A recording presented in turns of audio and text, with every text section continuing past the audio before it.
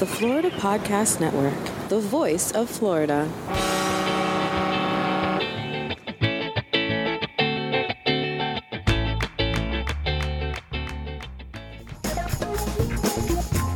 The Directory Dial-Up, where you meet Florida's podcasting talent.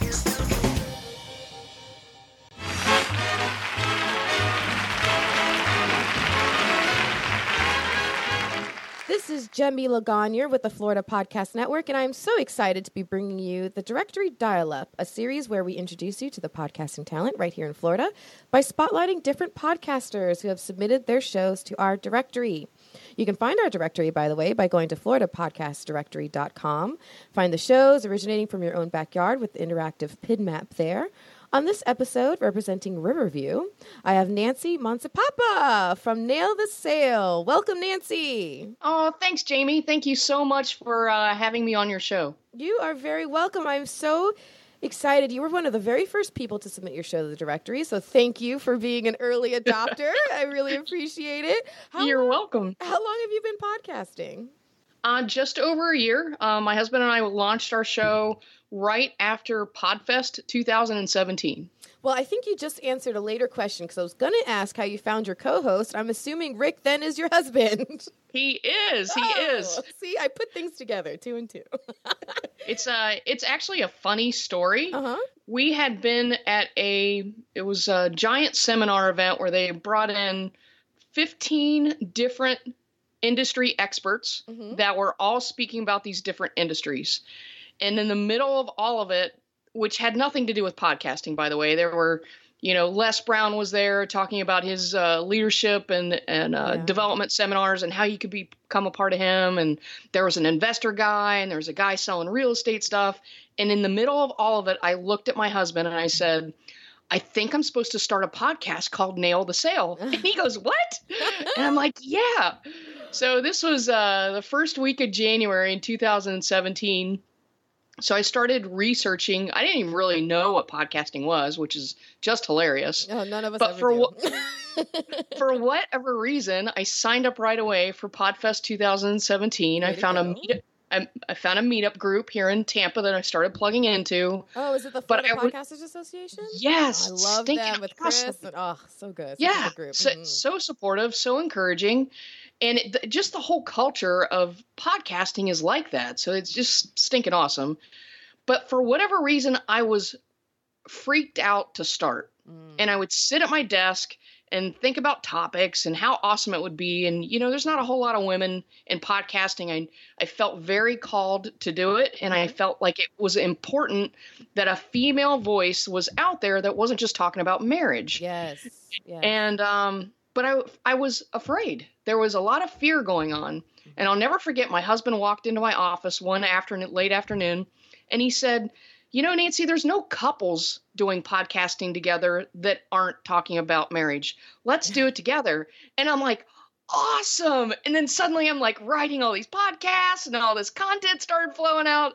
So just him saying that he was going to be a part of it just really launched everything and we had momentum from the get-go. It was just awesome. A lot of fun. So have you guys found it tricky to collaborate together as a couple, both on and off the air? Has that been a tricky adaptation for you? No. We are a very rare couple that can literally stand up. We actually did an event at the Innovation Summit here in Tampa just recently, and they asked us to do what was kind of like a fireside chat. It was a small, it was supposed to be like 5 people. We ended up having 20 folks attend our session. Wow. And we can literally stand up off the cuff and work off of each other. We understand where the other one's going with the point. So if they get stuck, the other person just naturally fills in. There's not a whole lot of gaps when we work together.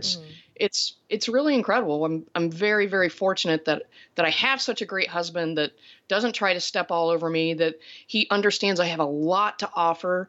And it's important that female voices heard in business. Absolutely. And and I'll say this for anybody out there who's considering becoming a podcaster or possibly even taking on a co-host or whatnot. Chemistry is everything. If you really need to be able to get along with your co-host and have that natural back and forth, like it sounds like you're saying that you have, which is awesome. I mean, it's so great that you found that right down the hall. Exactly. That's the way to go. But you guys have over 40 years of combined sales experience, right? If I'm understanding correctly. Yep. So how do you take all of that experience and then how are you applying that to so a lot of people want to start a podcast to become known as the experts in their field. How do you take all of your experience and apply that into manageable pieces of content that you then deliver on a weekly basis? How do you parse that out? What's your approach? Well, in sales, there's some basic fundamentals that never change. People can call them something different. Brendan Burchard might call it one thing and Darren Hardy might call it something totally different. Mm-hmm. But the fundamentals behind that vernacular is always the same. Mm-hmm. So we really started our podcast with, what is a sales process? What are those elements? And then we kind of started doing a deep dive into each of the elements. And then we started talking amongst ourselves, okay, when we first got started, what were we struggling with? Well, I started struggling with cold calls. I started struggling with managing my pipeline. So we kind of went back to when we were newbies. What did we struggle with? And that literally became our content for almost the first year. There you go. I love that approach because you thought about what are your listeners going to want?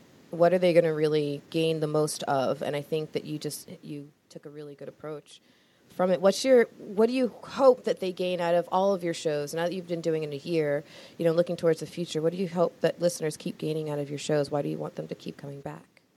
That's a great question. We are passionate about helping the entrepreneur win.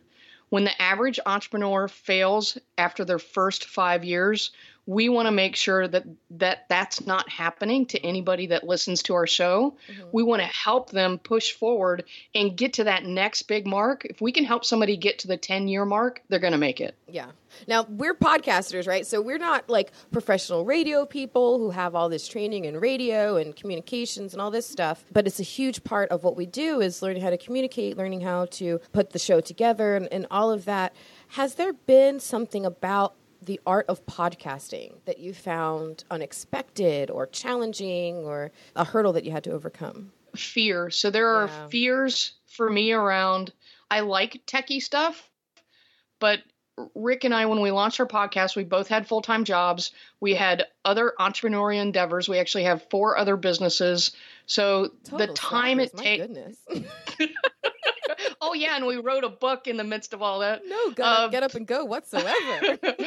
So we didn't have time to edit. We had time to record the content. Mm-hmm. But after that, we had to hire somebody within a reasonable dollar amount that could do the editings and help us publish our shows. Yeah. So we found somebody through recommendation in the industry.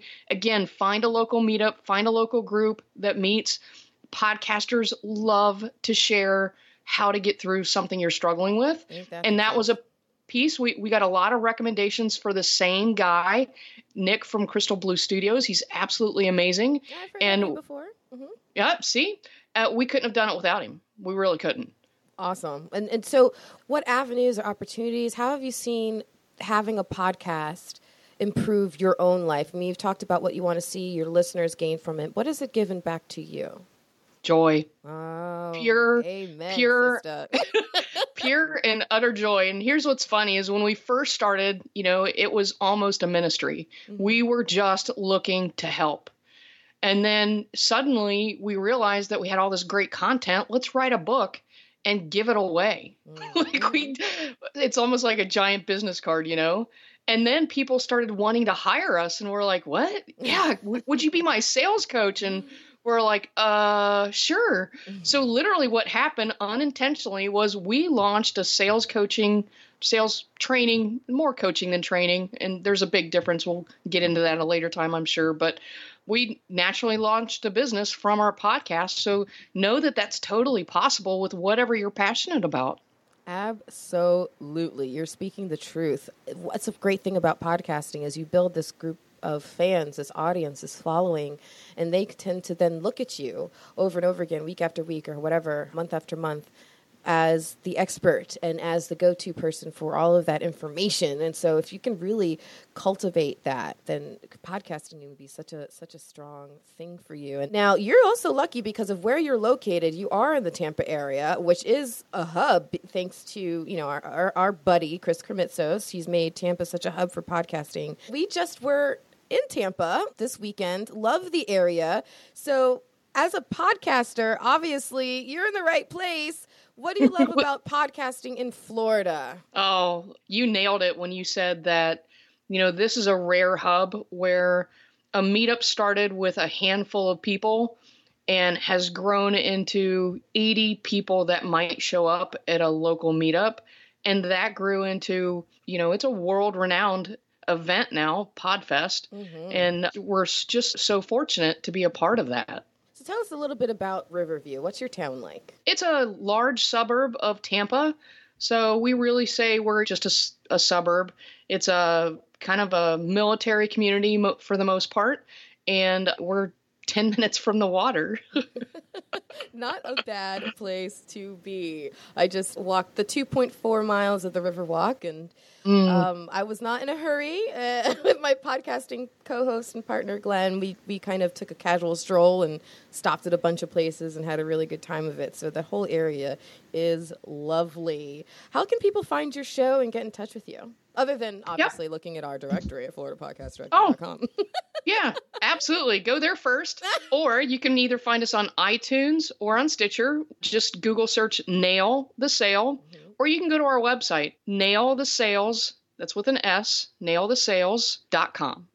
Well, Nancy, it has been lovely speaking to you and getting to know you. Thank you so much for dropping your show into the directory. Please tell everybody else to do the same, and it's been a pleasure. Best of luck to you and your show. Oh, you too, Jamie. Thanks so much. Absolutely. Thanks for checking out another edition of the Directory Dial-Up. Meet this podcaster and other local podcasting talent in the Florida Podcast Directory. Or if you are a podcaster based in Florida yourself, submit your show. Simply head to floridapodcastdirectory.com to check out shows or for more information.